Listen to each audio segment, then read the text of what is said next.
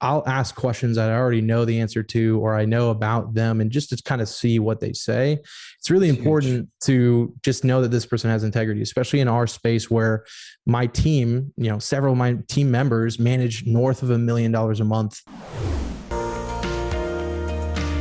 Hello, everyone, and welcome back to the Everything is Influence podcast, where on each and every episode, we dig into the 4 levels of influence. How does someone influence themselves to become more influential, to follow their word? How does a person become influential? And how do they take their thoughts and ideas, transfer that to another person? That's level 2 influence.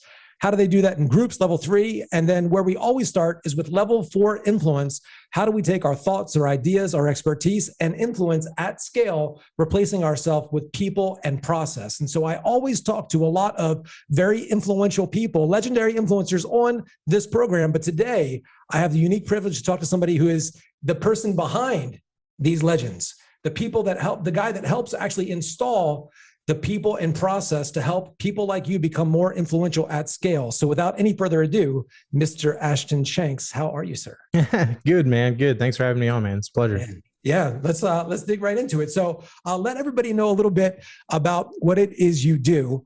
Because for myself, I didn't even know what media buying was until I connected with you and I heard about this thing. I had no real idea. So let's start there. What do you do, and what is this media buying thing?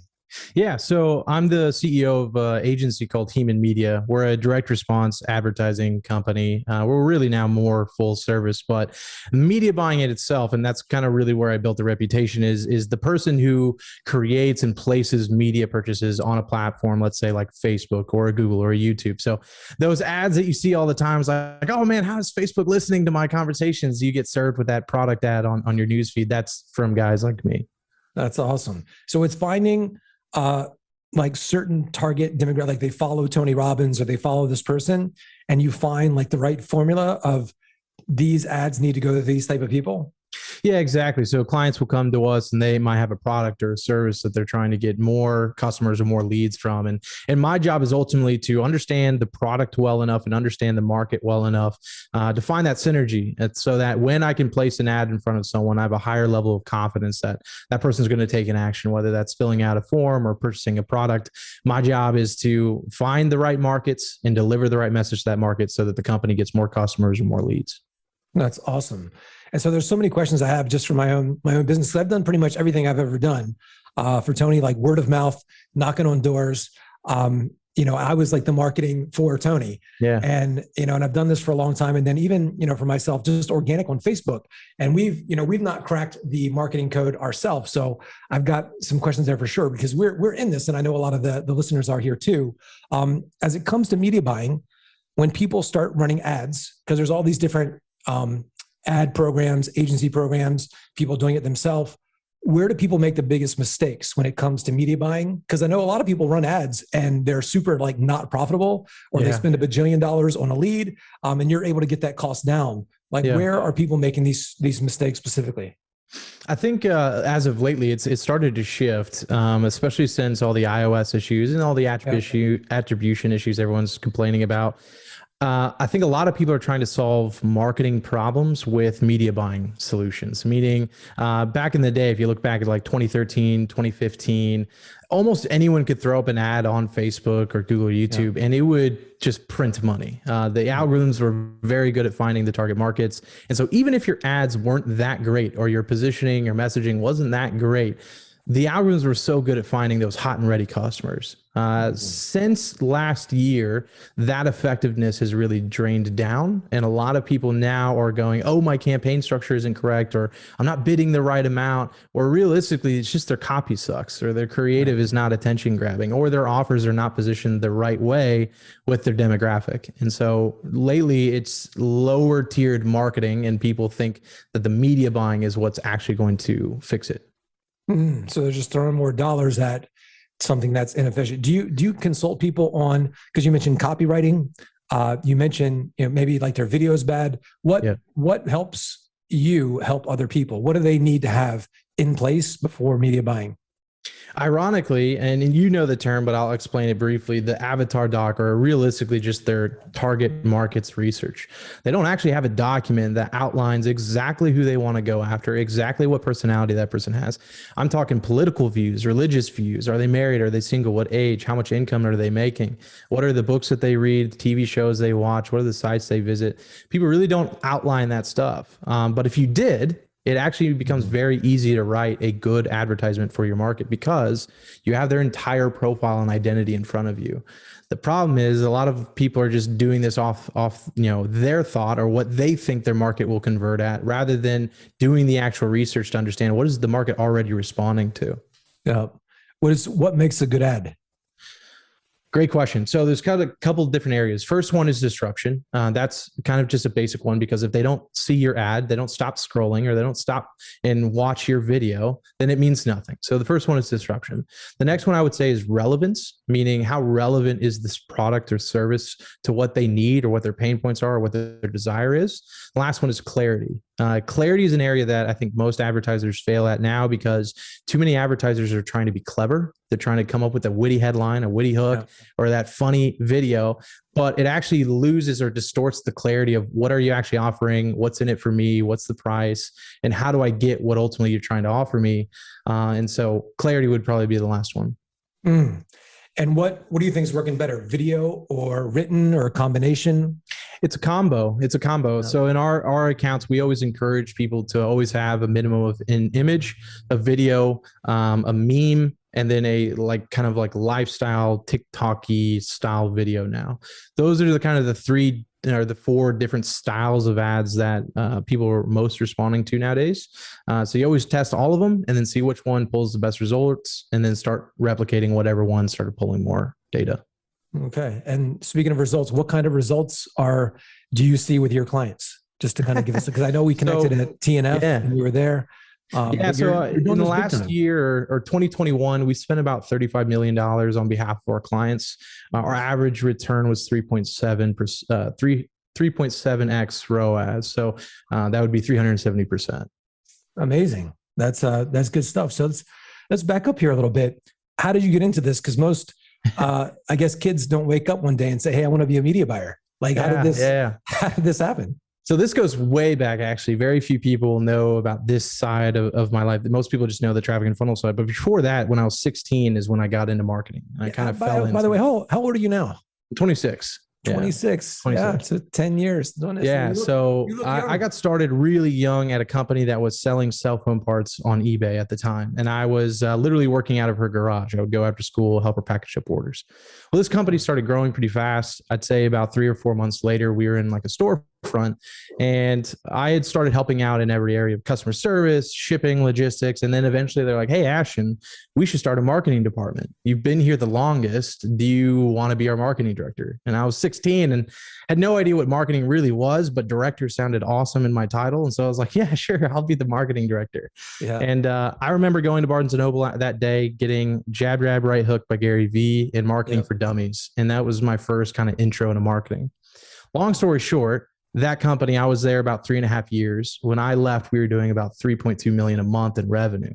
And I was the head of a department, the marketing department, doing about $800,000 to $900,000 a month coming through my department. And that company is really where I learned all of the marketing tricks and hacks, and tested and failed a lot. The funniest thing about that case study is it's probably one of my best case studies and the most well-documented. But if you typed in that company, Flash Technologies, Springfield, Missouri, you're going to see a letter from the Department of Justice.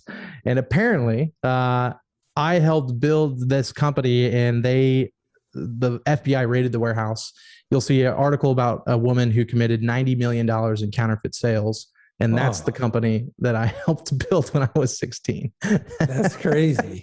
That's crazy. So there was that. And then another company had heard about me. I was marketing director for them for a while. I lived in Seattle for a while and was marketing agency manager there for some tech companies that worked out of the agency. And then, of course, traffic and funnels came after that. And that's where most people know about me. Worked there for about 3 years. Were you in Missouri living there originally?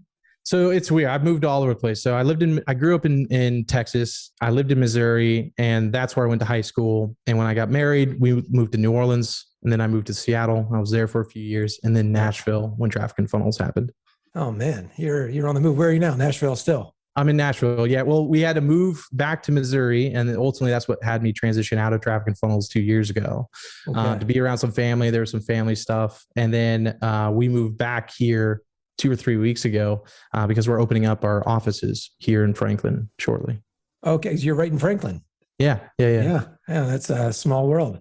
That's cool, man. And so when you broke off, like, what was the process of, I guess, getting your first client, like on your own? So so you always worked. So how did you even get the job at Traffic and Funnels? And most people listening here, Traffic and Funnels, they were huge a few years ago. They've not been as active, but they really kind of penetrated the market with this thing called Client Kit. It was kind of a done with you program for entrepreneurs and coaches how to package their expertise. And they killed it with that program. They made bajillions of dollars. Was that like your first, I guess, like your client? Because you went internal and you were working somewhere.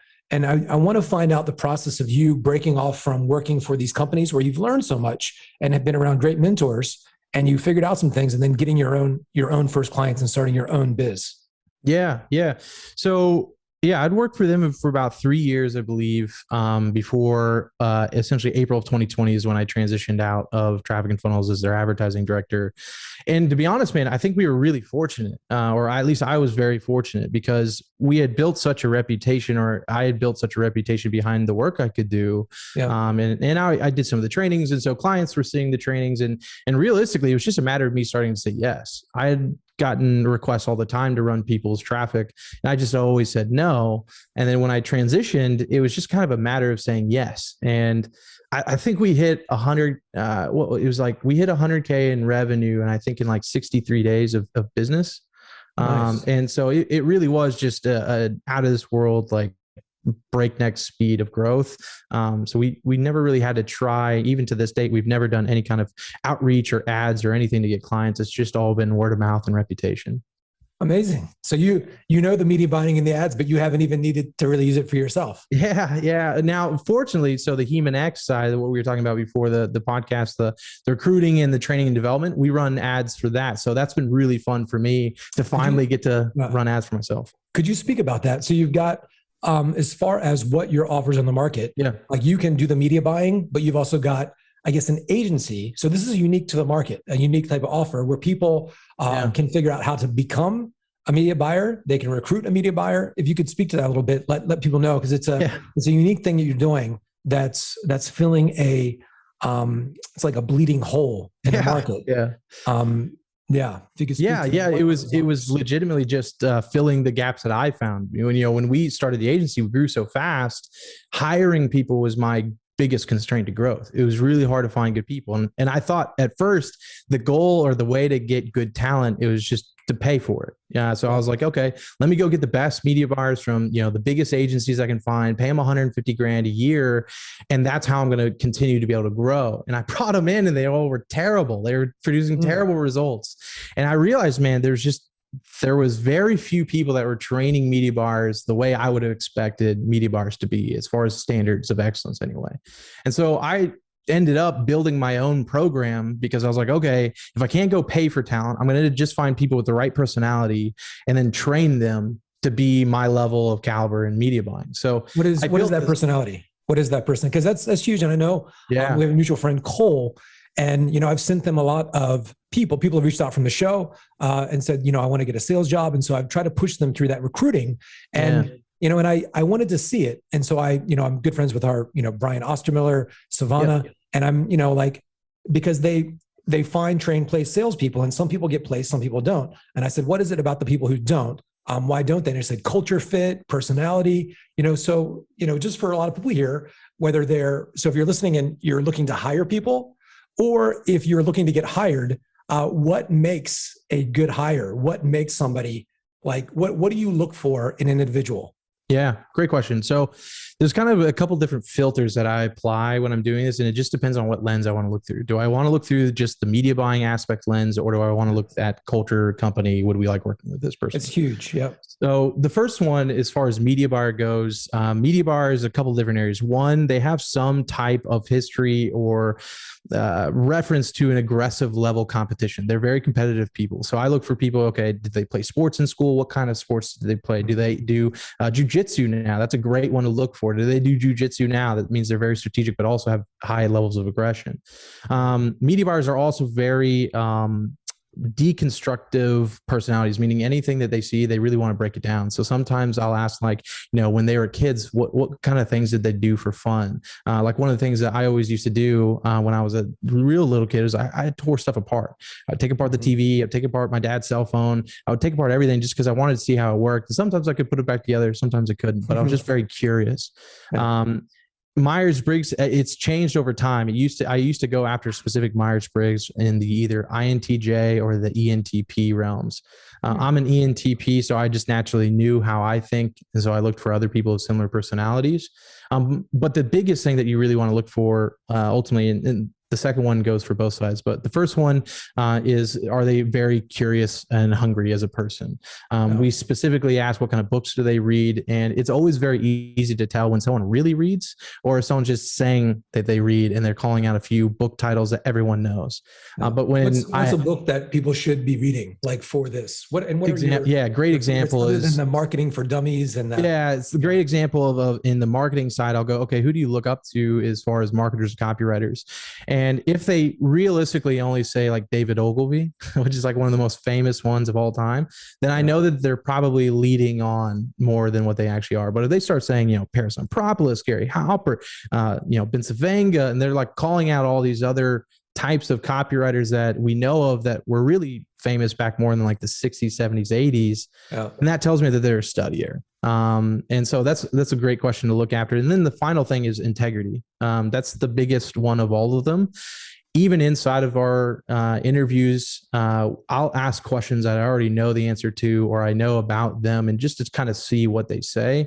It's really important to just know that this person has integrity, especially in our space where my team, several of my team members manage north of $1 million a month in ad spend for our clients. And when you have that level of importance behind it, you've got to make sure that you can trust these guys, especially when they screw up. Will they actually tell you the truth, or will they try to cover it up? Yeah, that's huge. And paying attention to this $1 million in ad spend, I figured with ads, all that stuff, media buying, it was kind of just like set it and forget it. Like you just put it in there, but that's not how it is. Like things are always changing, and you double down. I know we have a mutual acquaintance, Taylor Welch. We went to where we go, Milwaukee, and there was a guy that he was doing all his own media buying for like CBD type stuff, and he said that it was all in that. And it's been weird for me to kind of understand it, but he's constantly in there tinkering with stuff. What are some things when somebody's successful with it? Because it's not just you said it. What has to happen in order for somebody to be successful to work with kind of the changing tide of what's happening? What do they need to be skilled at? Thinking ahead is probably the biggest aspect to it. I think, in almost every ad account I look at, there's typically the biggest inefficiency is not even in just what they're doing. It's how fast are they doing it? How fast are they making the decision to kill a campaign or to scale a campaign that's working really well? That little lag time is massive, especially when you think about, if you're spending $1,000 a day, right? And you just wait 3 hours on something like that, it's 300, 400 plus bucks, you know what I mean? And especially for people who have always, in the past, the kind of best practice was let things optimize for 2, 3, 4 days, and then you can make a decision. Facebook always even recommended a week, let things run a week. Yeah. But companies who are spending $1,000 a day cannot afford to wait a week if the results are in the in the junk, in the toilet. And so thinking ahead, not only on, okay, if this goes well, what do I do next? Or if this goes bad, what do I do next? But also going, what do I expect to see when I make this change? If I make this change, for example, do I expect to see an increased CTR? If so, how much? So that way, hey, a few hours have gone by or a day's gone by and what I expected has not happened. Well, then now it's time for you to re-strategize. And so speed of action is probably just as important inside of a media buying account at high levels than it is on like, what does your campaign flow look like? Mm-hmm. It's amazing. So you broke off, you got your first clients just off word of mouth. And, this thing called influence, I always ask questions relative to this. Like for me, I've got my views on what this is, and this show's all about influence. How do you see the process of influence? So because you're there with the marketing and you're putting out these messages, and we've got to obviously build trust. We've got to disrupt. You said some really great things here.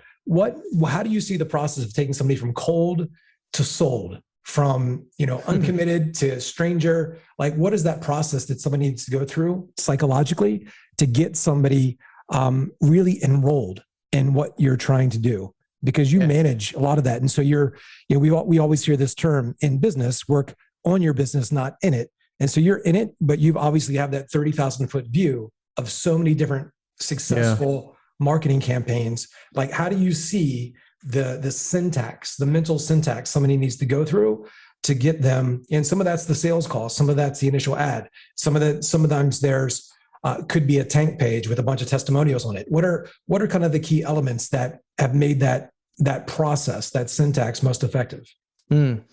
So I'll kind of like break down the way someone's brain processes the information first, because that'll set a good foundation. So the first thing, holistically, our brains are wired to ignore as much information as possible. It does not want to grasp information. It has so much that it's already trying to do. And the number one driving force for your brain is to what? Keep you alive. That's what it wants to do. And the next thing it wants to do is to make sure that the species survives. So its next goal is survivability long term. So the first thing that you've got to do in any kind of advertising or marketing process is prove to them or prove to their brain realistically, because most of the time this is subconscious, is this important for them? Does it like have to do with survivability? Is this something, why should they pay attention to it right now? Right? Or why should they pay attention at all? The next thing, ultimately, the brain goes, and this goes down in from Pitch Anything or in class. This goes to the midbrain. Right? Yeah, I was just thinking through that, and he's master of frames. We've got we teach at a base level maybe about 30 different frames. When I did an event with Jordan Belfort and I outsold him at that event, there's a frame called new versus old, and so I framed what he did very, very with tact. I was like, wow, that was so great. And while some of that still applies, has communication changed since? I mean, that was great in the 80s, but there's this thing now called the internet, this thing now called social media, has the way text messaging, has the way we communicated changed since then. So I framed as old. And I also talk a lot about movement. So Oren Klaff talks about this, like if you're in the cave and something moves, we have to pay attention to it. Yeah. So if I talk about how there's moving trends in media buying, how what worked yesterday isn't going to work in the future. Here's what's most likely to happen. I'm positioning myself as a thought leader, and I'm talking about, even if I talk about movement, people have to pay attention. And so he's good with morality frame. I teach best interest frame. So whenever I tell somebody to do something, like write this down so that you can remember it, so that you can actually apply it. So whenever I give a command, I'm always framing it in their best interest for them, not for me. But he's a master of frames. And so, it's important for people to understand, like survival, things related to their longevity. Like if we can communicate to that and grab their attention, it frames the whole conversation. So a lot of times people, they do the right tactics, but they didn't frame the conversation correctly, or they didn't position themselves as an authority without being a douche, like, hey, I charge $2 million a second for my coaching and here's my Lamborghini. Not that. It's a way of communicating, and it's a way of being direct sometimes, or being empathetic, depending on the audience. So there's different frames. And I know that, of course, Jay Abraham talks a lot about that. Did you get to work with Jay? No, not when they were working in. I was on a few calls with them, but nothing like connection. Yeah. So you've got these frames around survival that takes people through this process. What are some of the other pieces in that puzzle? Yeah, the next thing is always after the information or after some, the brain's going, okay, I'm paying attention. It goes to the midbrain, which is ultimately now the body's reaction of going, okay, now what do I do with this information? Is this relevant to me and my needs? Does this help me, avoid pain, or does this help me go towards pleasure? And then the final one that it goes to after that is ultimately, do I need action now? Is it important to do something now? Yeah. So the first one, it's like when you understand that their whole thing has to relate back to some core entity, which ultimately is survivability. That's where everything stems from, whether it's, even if it's like people are talking about sex appeal. Well, sex is the core driving thing of survival. That is what the body wants to do to further the species. So that's still a part of that thing. But then the core thing, I think where most people miss out is actually the last one. Why do they need to take action now? It's either they lose them on the disruption, meaning they didn't even get their attention, or they provided it, but the brain goes, okay, cool, I'll do that later. And there's no real reason why the body wants to do this now, because the body wants to conserve as much energy as possible to keep surviving. Yeah. That's huge. And doing the whole, like, heaven if you do, hell if you don't, with tact. That's key. I think some people get it. They're like too direct or whatever. It needs to be kind of subtle. Sometimes it can be direct if there's enough perceived authority, like if Oprah says it, or Tony Robbins, or I was going to say a president of the United States, maybe not the last couple, but usually there's that position of authority where people have built trust. In order for somebody, so I've heard a lot this rule of 7 hours. In order for somebody to become a buyer, they typically have to have consumed about 7 hours of content. That can be an hour on the phone, video, free stuff. You're able to get that down, but what needs to happen in that time? Like, what do they need to go through to build the trust in order to become a buyer? So in marketing, we call this levels of proof. There's different types of proof, levels of proof, but the only real purpose of any kind of proof is to, I guess, shut down the walls or try to bring down the walls that someone would have. Realistically, the only thing anyone ever needs to make a decision is a desire and information of how to do it. Everything else is, in sales, you guys call this obstacles and objections, right? The obstacles is oftentimes what marketing is supposed to deal with when it comes to, okay, how do I get this? What's the time frame for me to get this? What's the outcome of this? How do I know it's going to work for me? All of those things need to be brought down when it comes to marketing. As far as time goes, I think that really just depends on what is actually being offered. Inside of our marketing, what we say is in order for you to engender conversion, your value minus your cost must still be greater or equal to your acceptability, which essentially just means the value that someone perceives of what you're doing, which there's different types of value, right? There's the monetary value, there's time value, there's exclusivity, right? If other people can't do it, it's instantly more valuable. But then the cost side is the areas too that people fail at. There's monetary costs. There's also time costs, meaning how long is it going to take me to get what I want? And then there's like mental costs, friction. How hard is it for me to understand what you're trying to give to me? Example, people, in funnels, we talk about, hey, your funnel has too much friction. Well, essentially that just means you're putting too many steps in someone's brain in order for them to convert. Right. So if you have 3-step funnel or 4-step funnel, well, that takes more friction. That means someone has to go through 4 steps before they can actually convert. And then acceptability is the last one. That's the BS meter. Everyone has a BS meter, right? And so if your value is too high and your cost is too low, well, someone goes, BS. I don't believe that. So you have to make sure that your value is higher than your cost, but it still has to match acceptability if you want them to convert. That's interesting. Yeah, a lot of the offers it's a compelling offer, but it's like you can get rich overnight with doing very little work, and it's $1, ebook, something like that. And so, that's interesting how to gauge that. Where do you see people kind of getting that wrong? They overpromise, underdeliver, or like what are some key metrics in that process that have kind of helped you help other people? It really depends on industry a lot, because every industry, this relates back to Eugene Schwartz's old principle of sophistication level. Yeah, breakthrough advertising. What's your favorite book? Oh, breakthrough advertising. Yeah, that's such a great book. I just got it.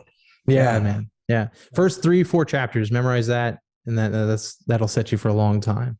But sophistication was a principle that he had kind of created, and it's all just around like what your market's already seen in terms of competitor advertisements, messages being sent to them, right? And so the higher level of sophistication, the more crowded, I guess, the market would be considered. Example, Tesla, when it first came out, they could charge whatever they wanted. They charged 6 figures on every single model, and everyone only went to them. Why? Well, they can say anything they want. They literally can just say all new, brand new electric vehicle. Because there was no competitors. But now, if Tesla came out with an ad and it says brand new all electric vehicle, what does everyone say? Big whoop, right? Yeah, who cares? Common. Yeah. So the level of sophistication is increased, which therefore means your messaging has to increase as far as sophistication, which then talks about mechanisms and all that fun stuff. But when it comes to that, it's making sure that the messaging style that you have is equal to the sophistication level that your market already has. And that's going to increase relevance, which again was that part 2 of your decision making. Is this relevant to me? Is it something I need to do? Is it helpful for me? Yeah. Yeah. It's, speaking of Tesla, it's such a great example, and Elon Musk, and, with all the things that are happening now with him and Twitter and all of that, how important do you think it is for some of these brands that are doing media buying, getting their ads out there, to have a personal brand, as well? So there's Apple and Steve Jobs. Part of the problem with, like, say, a Tony Robbins company is he's the face of it. And when he's gone, the kind of company will die. And, not to mention any names, but the company we're both associated with, they were, the main dude was doing a lot of the ads, and then he removed himself and their revenue tanked because of that. And so, like, how important is it for somebody to be the face of the ads and to do it? Because I've got some different insight on this, because I got my own company, and I kind of don't want it to be all about me, because I've seen how it works, but I've seen kind of this thing. So as people are doing ads, how important is it for the main person to be the main person, to have a face associated with the brand?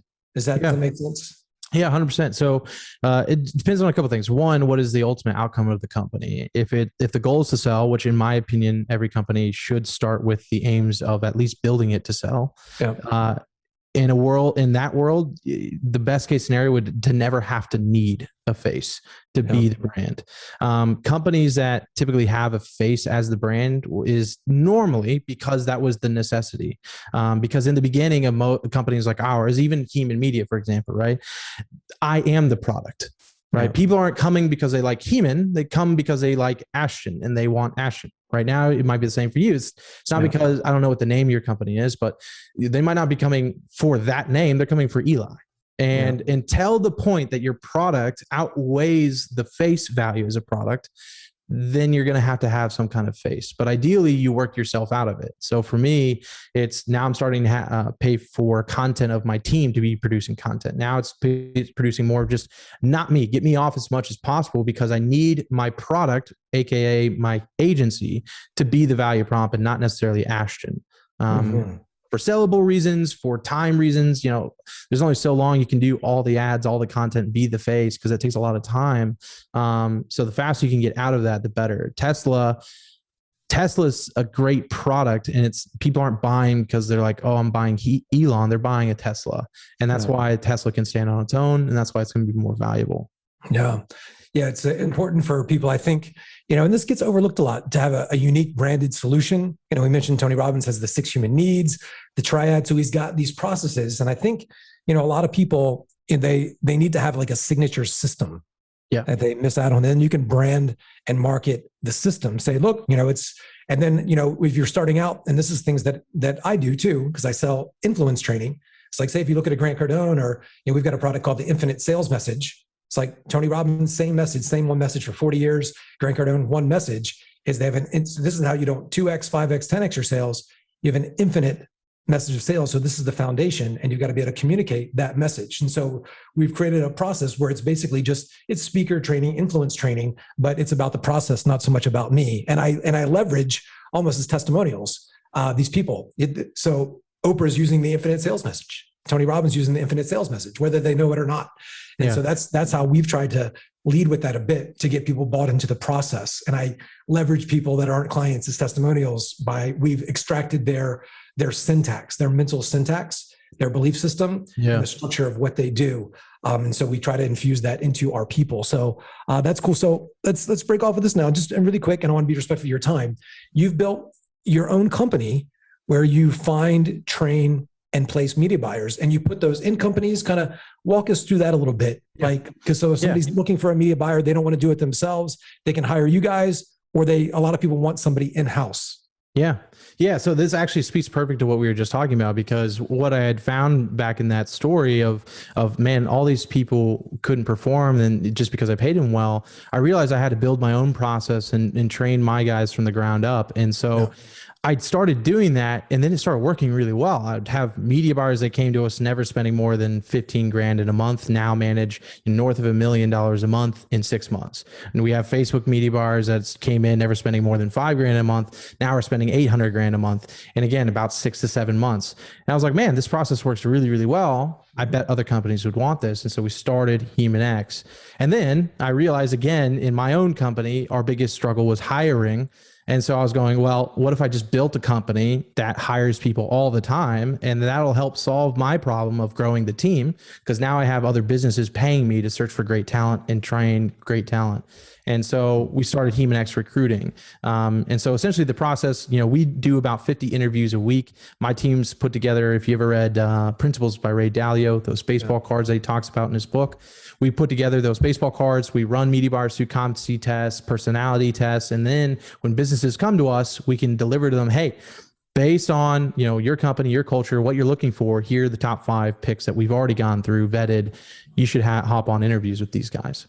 They can make a hire. And then essentially once they've made a hire, we put that media buyer through our 10-week program to make sure that they can still run to our caliber and our standard. Amazing. That's great. How many clients are you working with right now?